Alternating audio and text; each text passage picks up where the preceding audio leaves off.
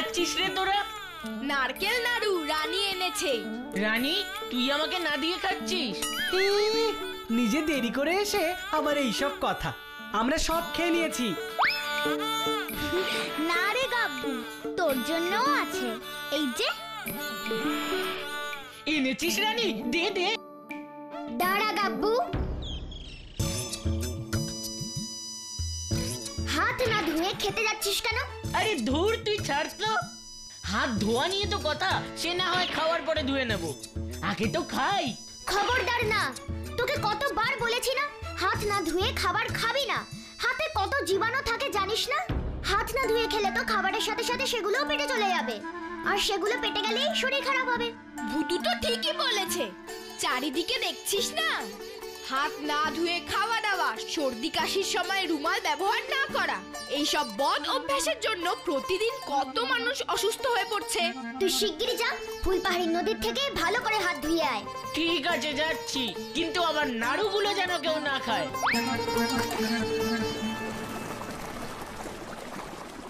হ্যাঁ হয়েছে, ভালো করে হাত ধুয়ে নিয়েছি, এবার যাই। নারকেল নাড়ুগুলো আমায় ডাকছে। আরে লোকটা ওইখানে ওরকম করে বসে আছে কেন? দেখি তো গিয়ে। এই যে শুনছো? শোনো না, কে গো তুমি? আমার নাম ঘেটু। তা তুমি এখানে এরকম করে বসে কাঁদছো কেন? আমার খুব খিদে পেয়েছে, কাল থেকে আমি কিছু খাইনি গো। বেচারার মনে হয় সত্যিই খুব খিদে পেয়েছে। আমার থেকে দুটো নাড়ু না হয় ওকে দিই। ভুতু তো বলেছে সবার সাথে ভাগ করে খাওয়া উচিত। আচ্ছা আচ্ছা, আর কান্নাকাটি করো না, আমার সাথে চলো। কোথায়? আরে চলোই না। কি ব্যাপার বলতো গাব্বু, তুই নিজে না খেয়ে এই দাদাটাকে তোর নাড়ুগুলো দিয়ে দিলে? আমি তো ভাবতেই পারছি না। তোমাকে অনেক ধন্যবাদ গো, একটু শান্তি হলো। ওকে জিজ্ঞেস করতো, ও খিদের সময় বাড়িতে না গিয়ে এখানে বসে কাঁদছিল কেন? আচ্ছা ঘেটু দাদা, তুমি একটা কথা বলো তো, তুমি বাড়িতে গিয়ে না খেয়ে এখানে বসে কাঁদছো কেন? আমার তো বাড়ি নেই। বাড়ি নেই? তাহলে তুমি থাকো কোথায়, ঘুমাও কোথায়? আমি তো কোথাও থাকি না, রাত হলে এখানেই শুয়ে পড়বো। সে কি, কেন তোমার বাড়ি নেই? বাড়ি আগে ছিল, কিন্তু দাদারা আমায় সে বাড়ি থেকে তাড়িয়ে দিয়েছে। তাড়িয়ে দিয়েছে কেন? সে অনেক কথা, তোমরা শুনে আর কি করবে? আরে ওকে বলো, আমরা ওকে সাহায্য করব।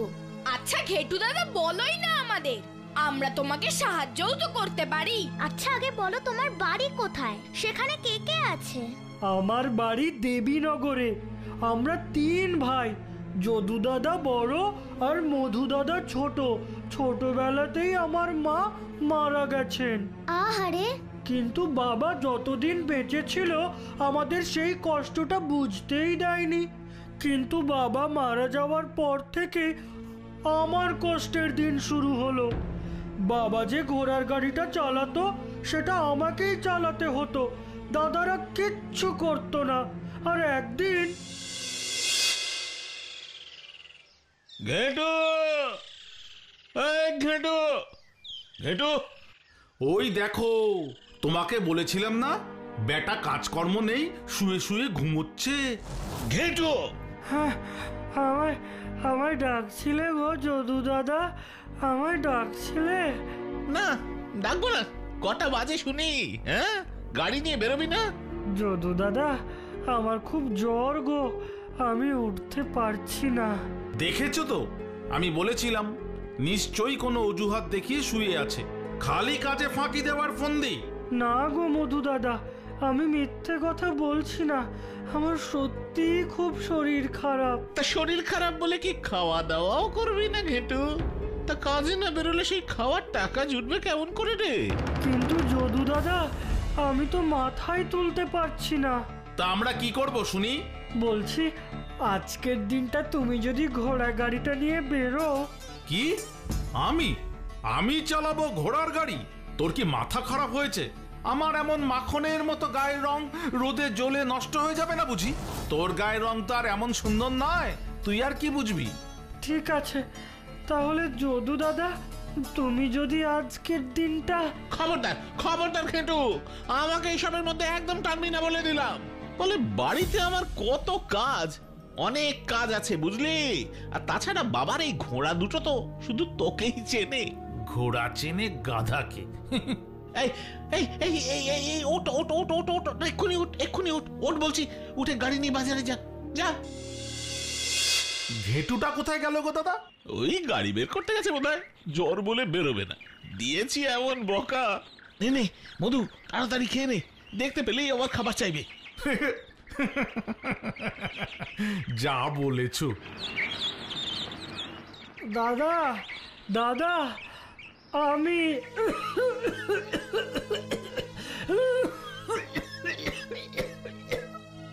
না না, আমাদের কাছে কোনো খাবার দাবার নেই। আমি আমি খাবার চাইতে আসিনি গো মধু দাদা, আমি বেরোচ্ছি। ঠিক আছে ঠিক আছে, যা। শোন, জ্বর হয়েছে বলে আবার কাজ না করে তাড়াতাড়ি ফিরে আসিস না। সত্যি দাদা, এই বোকা ঘেটুটা আছে বলে আমরা এত আরামে আছি। হ্যাঁ রে, ওই গাধাটা খাটবে আর আমরা বসে বসে খাবো।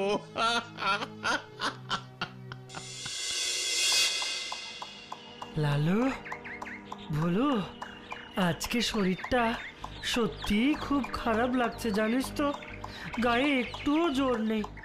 তোরা একটু ঠিকঠাক চল বাবা। জানিস তো, আমার না তোদের জন্য খুব খারাপ লাগে। আমি জানি রোজ রোজ এভাবে গাড়ি টানতে তোদেরও খুব কষ্ট হয়। কোনোদিন যদি আমি অনেক টাকা পয়সার মালিক হই, তবে আমি তোদের আর এই কাজ করতে দেব না, দেখিস। হ্যাঁ, শোনো শোনো শোনো, আমাদের রাজামশাই তার একমাত্র মেয়ে রাজকন্যা ইন্দুমতির বিবাহ স্থির করেছে। এই এই লালু ভুলু, দাঁড়া একটু, দাঁড়া দাঁড়া, শুনি কি বলছে। আর তাই আগামী মাসের 1 তারিখে তিনি রাজবাড়িতে এক বিশাল স্বয়ংবর সভার আয়োজন করেছে। যে ব্যক্তি তার নিজের ঘোড়ায় চেপে লাফ দিয়ে 3 তলার বারান্দায় দাঁড়িয়ে থাকা রাজকুমারীর হাতে একটা গোলাপ ফুল দিয়ে আসতে পারবে, তাকেই তিনি নিজের জামাই বানাবে। হ্যাঁ রে ঘেটু, কি এমন কথা যে খাবার সময় একেবারে বলতে আসতে হলো? দাদা, সামনের মাসের 1 তারিখ ছুটি চাই। কেন, ছুটি নিয়ে কি করবি তুই?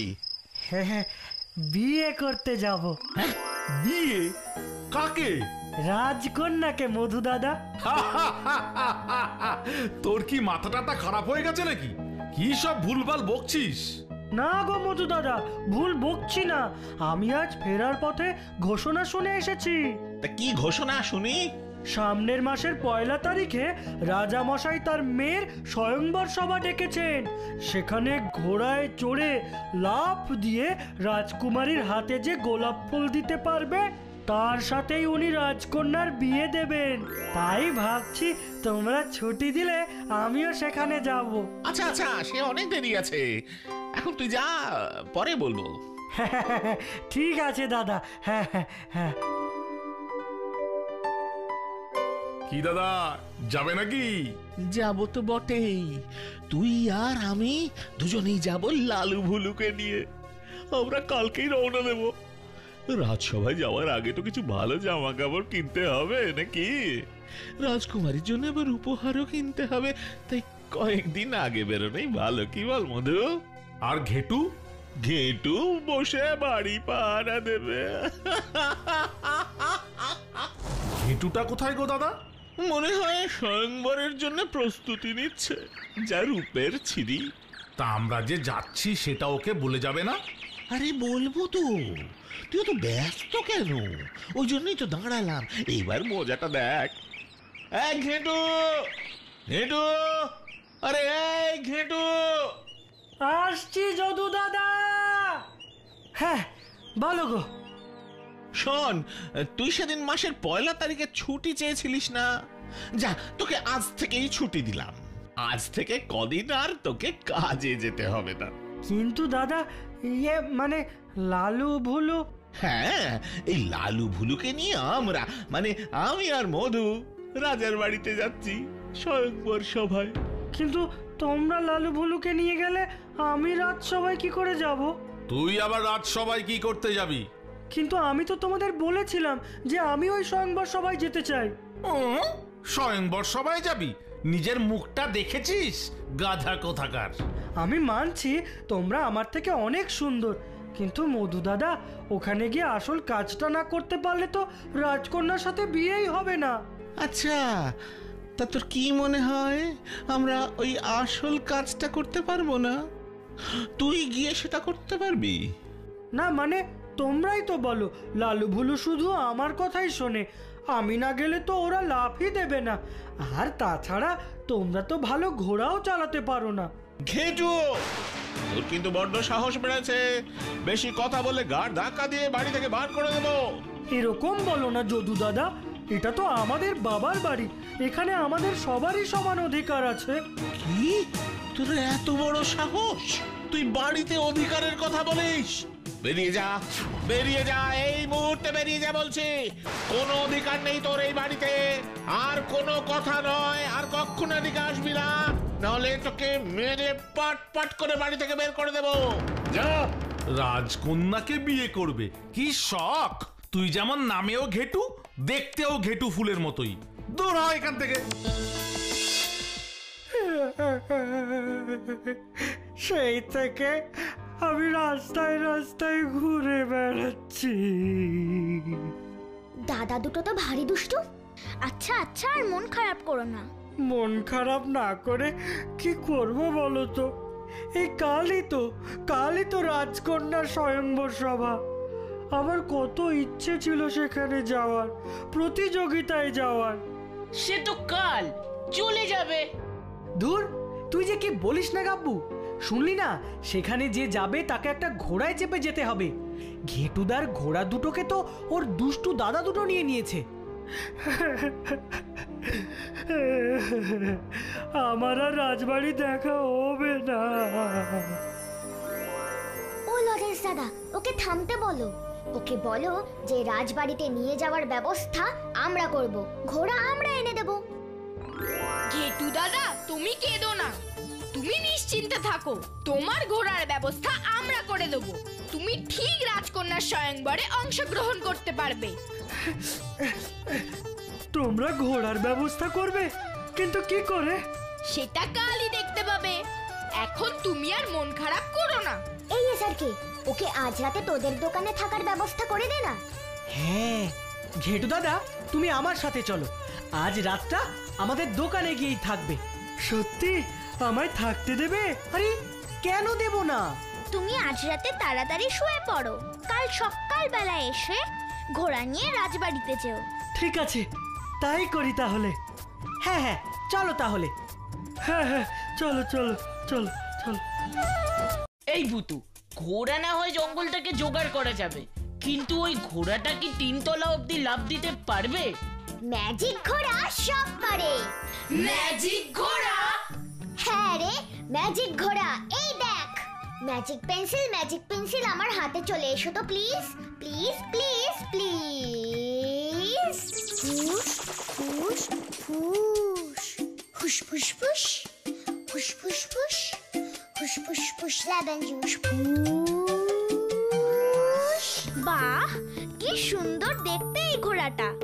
কিন্তু লাফ কি দিতে পারবে? একটা পরীক্ষা করেই দেখা যাক। ম্যাজিক ঘোড়া, তুমি ওই গাছটাকে এক লাফে টপকে এসে দেখাও তো প্লিজ প্লিজ প্লিজ প্লিজ।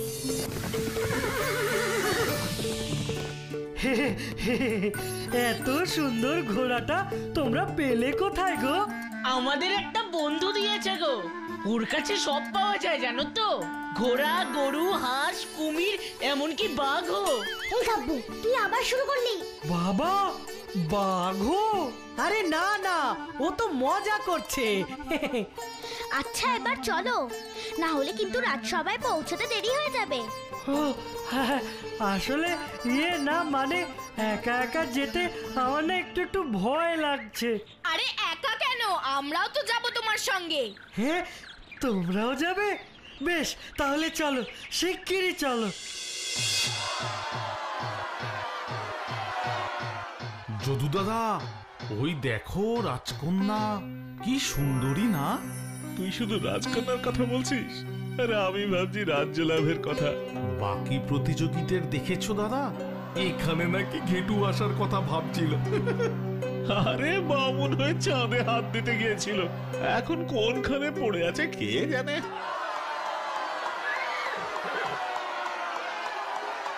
আমি জানি। মানে? ওই দেখো দাদা, ঘেটু এখানে চলে এসেছে, আর ওর ঘোড়াটা দেখো। ও কি করে এলো এখানে? আর এরকম রাজকীয় একটা ঘোড়াই বা পেলে কোত্থেকে? এই দেখো দাদারা, আমি তোমাদের পেছন পেছন চলে এসেছি। হ্যাঁ, চলে তো এসেছিস, দেখবো তুই জিতিস কি করে। এরাই মনে হচ্ছে ঘেটু দাদার দুই দাদা। সত্যি ভীষণ পচা তো। এবার আসবে আমাদের পরের প্রতিযোগী যদুচরণ। ঘোড়া বন্ধু, তোমার ইচ্ছা না করলে তুমি কোনো কাজ করবে না, কেমন? মনে হচ্ছে যদু দাদাই জিতে যাবে। আরে দেখোই না কি হয়। এই লালু, থামলি কেন? ওহো, থামলি কেন?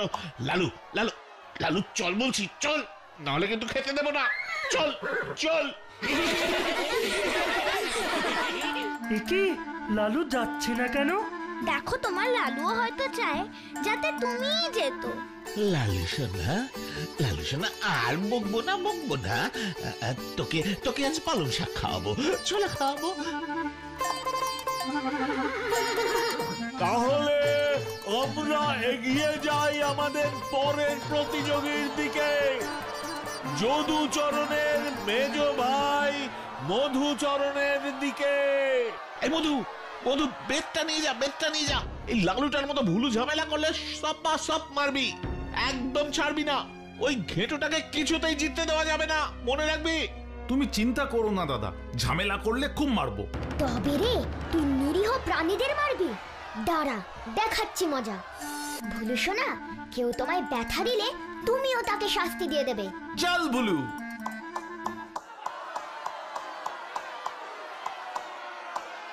তবে রে, তুই ঝামেলা শুরু করেছিস। তবে এই নে।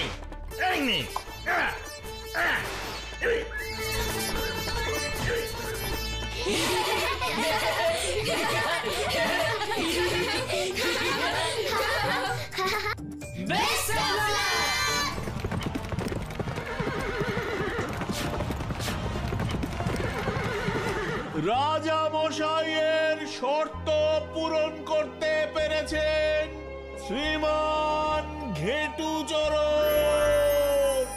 কথা অনুযায়ী আজ এখানেই মালা বদল হবে। তোমাদের অনেক ধন্যবাদ, তোমরা না থাকলে আমার এই স্বপ্নটা সত্যিই হতো না। স্বপ্ন সত্যি? নিজের রূপটা দেখেছিস? এই যে পোশাকটা পরে আছিস, এই পোশাকে বিয়ে করতে গেলে রাজকন্যা একদম অজ্ঞান হয়ে যাবে। ঘোড়া চালাতে পারে না, আবার প্রতিযোগিতা এসেছে। সত্যিই তো, হেরে গিয়েও এত কথা বলতে লজ্জা করছে না তোমাদের? না রানী, ওরা তো ঠিক কথাই বলছে। এই পোশাক পরে কি রাজকন্যাকে বিয়ে করা যায়? লজেশ দাদা, আমার সঙ্গে চলো তো। রাজপোশাক আমার কাছে চলে এসো তো প্লিজ।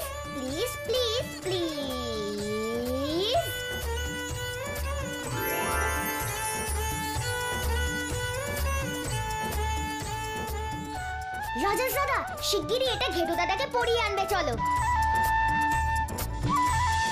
ঘেটু দাদা, এটা তুমি শিগগিরই পরে এসো। এ কি, এই যে রাজ পোশাক, এত দামি পোশাক তুমি কোথায় পেলে? এইটাও নিশ্চয়ই আমাদের ওই বন্ধুই দিয়েছে। সত্যি? তোমাদের সেই বন্ধুকে আমার হয়ে ধন্যবাদ জানিও। রানী, ওকে এখন তাড়াতাড়ি যেতে বল। ওসব পরে হবে ঘেটু দাদা, তুমি শিগগির এটা পরে এসো। রাজকুমারী যে তোমার জন্য অপেক্ষা করছে।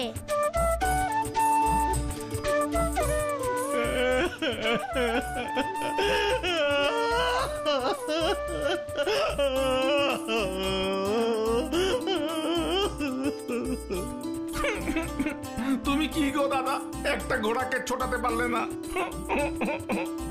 এই এই মধু, কোনো কথা বলবি না। আমি তো তাও লালুর ওপরে চড়েছিলাম, বুলু তো তোকে ফেলেই দিল। এখন ঘেটুটা রাজা হয়ে কি করবে তাই ভাবছি রে। খারাপ কাজের ফল কিন্তু সবসময় খারাপই হয়, মনে রেখো ছোট্ট বন্ধুরা, কেমন?